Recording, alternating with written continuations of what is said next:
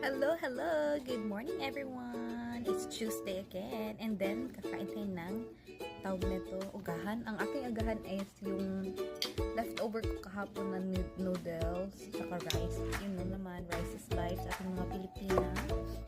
And then, itong tuyo again. So yummy. And actually, may partner ako dito na smoothie na berry. So, once again guys, yung gamit ko lang dito na berries, yung mixed berries din, milk. Wala na akong nilagay na pampatamis like condensed or sugar, wala. Kasi para sa akin okay na siya. And then, more healthy din siya. Nakakalinis siya ng tiyan. Yan.